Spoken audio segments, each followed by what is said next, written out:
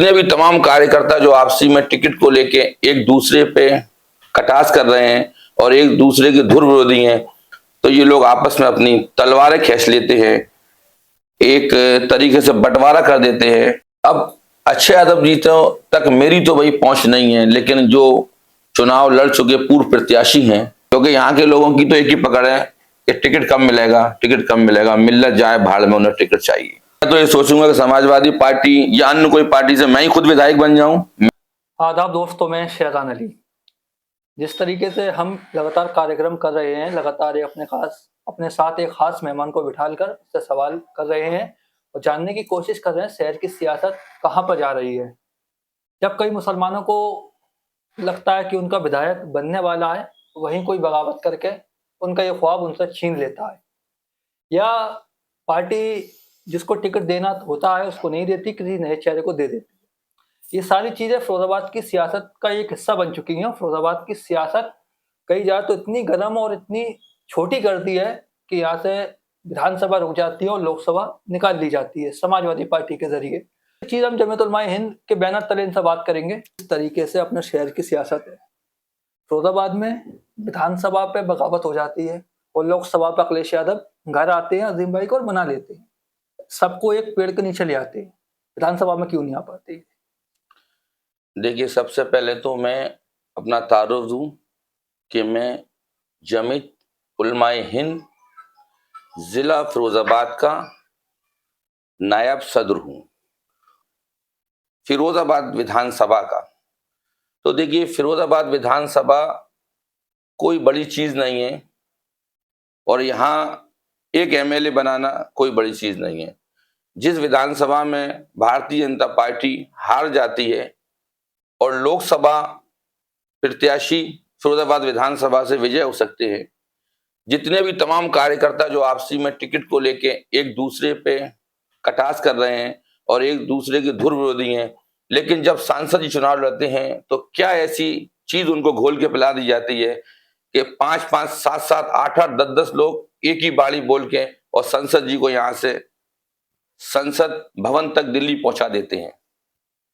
और जब अपनी बारी आती है, जब मिल्लत की फिक्र की बात आती है, तो ये लोग आपस में अपनी तलवारें खींच लेते हैं। जब देखा जाता है लगातार समाजवादी पार्टी विधानसभा 2022 तो उससे पहले की ओर लगातार हारती आ रही है। अजीम भाई चुनाव हारे, पूर्व में चुनाव चुट्टन भाई हारे, चुट्टन भाई चुनाव हार के घर चले गए, उनको जो भी दुख हुआ। पर जो असल नुकसान है वो तो मिल्लत का है।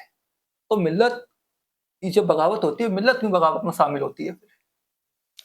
देखिए, अभी तक जितने भी चुनाव हुए हैं मैंने देखे हैं, 2012 का चुनाव हुआ, फिर 2017 का चुनाव हुआ, 2022 का चुनाव हुआ। मैंने इन चुनावों को बहुत करीब से देखे हैं।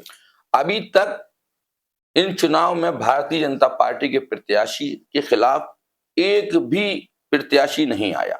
प्रत्याशी आए तो सपा बसपा के खिलाफ, एमआईएम के खिलाफ, अन्य पार्टियों के खिलाफ रही। बीजेपी के खिलाफ किसी की हिम्मत नहीं थी कि बीजेपी के खिलाफ खड़ा हो जाए। अच्छे यादव को लेकर आपका क्या पैटर्न है? जिस तरीके से हम लोगों ने अच्छे यादव को भारी बहुमत से विजय बनाया था, लेकिन उन्होंने तो फिरोजाबाद की आवाम की तरफ आके उनका शुक्र अदा भी नहीं किया। यहाँ के लोगों की उन तक कितनी पकड़ है, क्योंकि यहाँ के लोगों की तो एक ही पकड़ है कि टिकट कम मिलेगा, टिकट कम मिलेगा, मिल्लत जाए भाड़ में, उन्हें टिकट चाहिए। आज के वक्त में लगातार प्रत्याशी आ रहे हैं और अपनी दावेदारी को ठोक रहे हैं। क्या लगता है डॉक्टर ज़फर आलम जिस तरीके से मैदान में आने की सोच रहे हैं, क्या उनके लिए वो जमीन आसान है जिस पर वो आना चाह रहे हैं? देखिए, मैं किसी प्रत्याशी का नाम नहीं लूंगा, क्योंकि मैं तो ये सोचूंगा कि समाजवादी पार्टी या अन्य कोई पार्टी से मैं ही खुद विधायक बन जाऊं, मैं ही चुनाव जीत जाऊं। लेकिन जब सवाल मिल्लत का होगा तो मैं मुझ जैसे हजारों कुर्बान। आखिरकार फिर बार बार वही चीज आती है, उन्हीं का आत्मकमान दे दी जाती है जो मिल्लत का नाम लेके हार के बैठे हुए हैं। जब तक लगातार यही सोचा जाएगा, अगर यही जमीयत उलमा हिंद आज से 100 साल पहले सोचती कि हम कुर्बान, हम संस्था नहीं बनाएंगे, संस्थान को खड़ा नहीं करेंगे, तंजीम में नहीं होंगे, जमीयत नहीं करेंगे, क़यादत को मजबूत नहीं करेंगे, तो आज जमीयत का ही वजूद नहीं होता। उन्होंने शुरुआत करी, ये नहीं सोचा कि हम कुर्बानी देंगे, उन्होंने सोचा नहीं हम मैदान में आएंगे और हम काम करेंगे। तो आज जमीयत नजर आ रही है। क्या लगता है जमीयत अपने फिरोजाबाद में मैं बात करूँ, लगता है कि जमीयत टिकट मांगे कि भाई इस बार चुनाव हम लड़ेंगे। हमने जिनको बार बार लड़ाया है वो तो लग रहा है लगातार हारते जा रहे हैं। कि आलिमों का क्या रोक है? जमीयत साहब है कि जमीयत एक आलिमों का संगठन में जिले के ज्यादातर आलिम जुड़े हुए हैं। क्या लगता है कोई प्लान ऐसा बन रहा है? देखिए, जमीयत एक सियासी तंजीम नहीं है। जमीयत एक मिल्लत का दर्द लेके मिल्लत की कामयाबी, फलाह और मिल्लत की परेशानी के लिए काम करती है। मिल्लत कभी चुनाव में नहीं आती। मिल्लत मदद तो करती है लेकिन मिल्लत कभी चुनाव नहीं लड़ती, क्योंकि मिल्लत राजनीतिक पार्टी नहीं है। मिल्लत चुनाव नहीं लड़ती, मिल्लत के समर्थन चुनाव लड़ती है। जैसे मौलाना बदरुद्दीन अजमल है, खुद मौलाना महमूद मदनी सांसद बनते हैं। तो जब जिले में बात आती है तो फिर ये सियासी नहीं है। जब उसके खुद इससे बड़े रहनुमा सियासत में है, मौलाना बदरुद्दीन अजमल, जो सब में बेबाकी से चुनाव लड़ते हैं। देखिए, ये अजमल साहब चुनाव लड़ते हैं, उनकी एक राजनीतिक पार्टी है, वो जमीयत से जुड़े हैं। मौलाना मदनी साहब राज्यसभा से भेजे जाते हैं, नॉमिनेट होकर वो चुनाव नहीं लड़ते। अच्छा, जो मौलाना बदरुद्दीन अजमल की बात है, वो बात यही है कि कहीं ना कहीं बताया जाता है देवबंद के बड़े आलिमों ने उनकी सरपरस्ती करी है। वो सियासी तंजीम खुद कड़ी करवाई गई है। तो ऐसी बात है, वो सब चीजें देखी जाए तो जमीयत उलमा हिंद कहीं ना कहीं सियासी में डायरेक्टली तो इनडायरेक्टली इन्वॉल्व जरूर है। तो फिरोजाबाद की बात करी जाए तो और जिलों में जब तक जो रहनुमा है कौम के आलिमों को माना जाता है।